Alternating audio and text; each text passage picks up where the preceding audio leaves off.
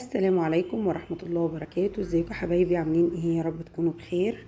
انا معايا دلوقتي بوريكم، انا جايبه طاستين كده جداد. الطاسات دي جايه من غير غطيان يا جماعه، ملهاش غطيان. المهم انا هعمل دلوقتي معاكم كباب الحله. دي اكله سريعه وسهله واكله الانقاذ زي ما بيقولوا، يعني بتتعمل بسرعه وما بتاخدش وقت وانت بتعمليها. بجيب دلوقتي في طريقتين، بقدر انزل الاول باللحمه في الطاسه واشوحها، او ان انا زي ما عملت كده بنزل بنص كميه البصل وبدبلها معايا، او بخلي البصل يطري شويه. بصوا دي تقطيعه اللحمه انا بوريها لكم، انا بقطعها حتت صغيره. بفضل اقلب في البصل شويه لعند ما يدبل معايا او يطري زي ما انتوا شايفين كده، وبعدين بجيبه على جنب وابدا انزل باللحمه. اللحمه يا جماعه بتبقى النار عاليه، وبنزل باللحمة على الطاسة على طول بحيث انها تاخد زي صدمة، ما تنزلش المية بتاعتها. بعلي العين على الاخر او على اعلى حاجة، وابتدي انزل بكمية كمية عشان المية ما تنزلش المية بتاعتها. اللحمة انا اسفة، ما تنزلش المية بتاعتها. بصوا الاكلة دي سريعة وسهلة جدا، وبقدر اعملها بسرعة وما بتاخدش مني مجهود كبير، يعني اقدر احطها على البوتاجاز واشتغل في اي حاجة تانية، فبتبقى حلوة يعني. وتغيير بقى عن اللحمة المسلوقة والاكل اللي احنا متعودين عليه في بيوتنا ده. المهم بقلب شوية، بفضل اقلب فيها عشان خاطر هي بتحب تتقلب عشان اللحمة تتشوح وتتحمر معايا، تاخد تحميرة كده يعني، او تاخد لون. وبعد ليه بحط البصل في الاول؟ البصل ده سبحان الله بيدي سكارة كده للحمة والمية لما بحطها عليه وبيستوي، بتيجي في الاخر بتدوقيه زي ما يكون البصل بيتحول لصوص كده تحت، بيبقى طري قوي دايب كده، فبيبقى طعمه جميل فيها. يعني اللي يحب يعملها ويجرب الطريقة دي هتعجبه قوي، مش هتحس البصل موجود قطع كده. هنا حطيت حبهان، وحطيت 7 بهارات، معلقة صغيرة ما بكترش، 7 بهارات وشوية قرفة صغيرين. القرفة على فكرة بتديها طعم حلو قوي، اللي حابب يجربها بالقرفة بتبقى جميلة.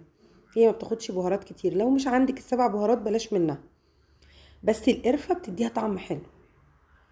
وشوية كده هحط شوية فلفل اسود وشوية كمون وبس، دي بهاراتها.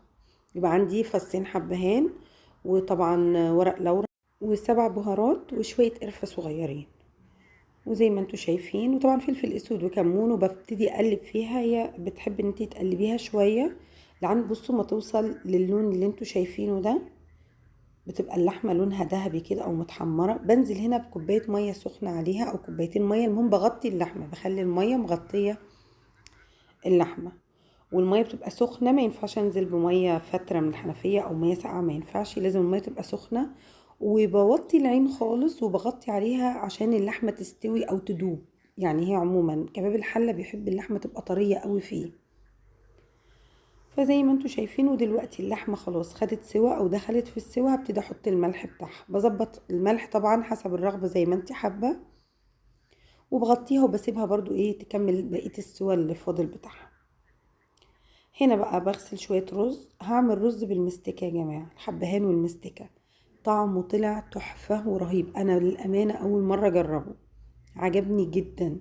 وطعم المستكة مديله طعم حلو قوي كده فيها صراحة، مخليها حلوة يعني.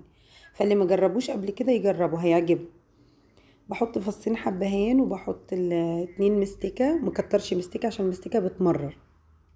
بحطها في الزيت بتدوب شوية، وبفضل اقلب في الرز عشان يطلع معايا مفلفل. هنا دي كمية البصل اللي فاضلة، انا هحطها فوق اللحمة عشان تستوي معايا، عشان يبقى فيها شوية بصل برضو باين، لان البصل اللي انا حطيته في الاول يعتبر داب خلاص، فهو بيعمل صوص تحت اللحمة. وهنا حطيت بقية البصل. معايا هنا غطيت الرز بمية، زي ما احنا عارفين فوق الرز بشوية صغيرين المية، وهقلب بقى واغطي على الرز وهو ناره عالية لعند ما يتشرب، بعدين بنقله على عين صغيرة او بوطي عليه النار.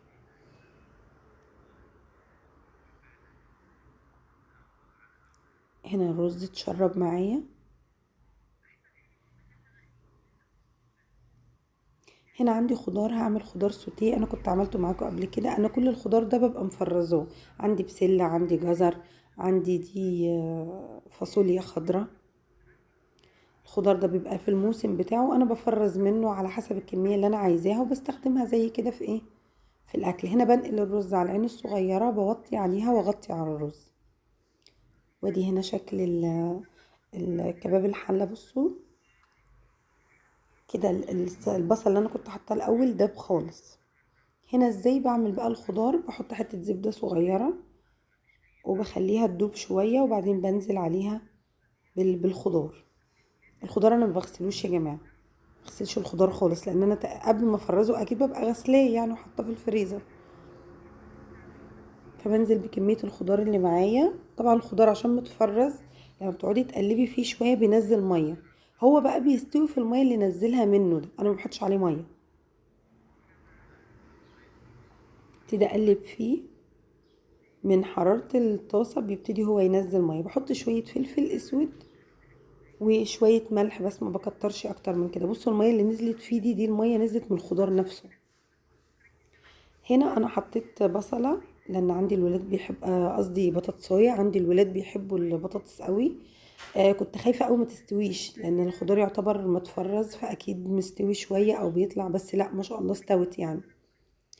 ضفتها في الوقت ده مع المية مع الحرارة، لا البطاطس استوت، كان طعمها حلو. بصوا هنا البصل التاني بدأ يستوي اللي انا حطيته زيادة،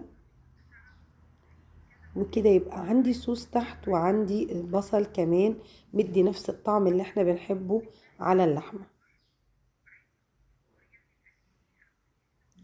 شكلها بيبقى جميل وطعمها حلو قوي، بجد جربوها. وتغيير عن الاكلات الطبيخ والرز لا بيبقى كده اللحمة هي نفس الكمية، بدل ما احطها في طبيخ او اعمل بيها اكلة اسلق اللحمة واعمل حاجة، لا تغيير.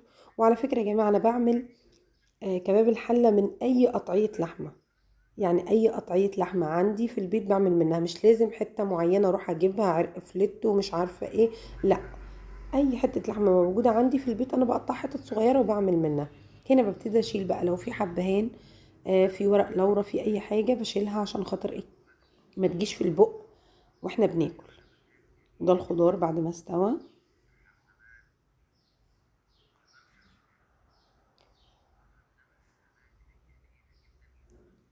هنا بقى انا ببتدي اغرف الاكل كده للولاد، اللي حابب ياكل بحط له. وبتمنى الفيديو يكون عجبكم، وبتمنى ان انتوا تدعموني وتدعموا القناة، واللي ما اشتركش في القناة يشترك يا جماعة، ويفعل زر الجرس عشان اي فيديو جديد ينزل معايا يوصل لكم على طول.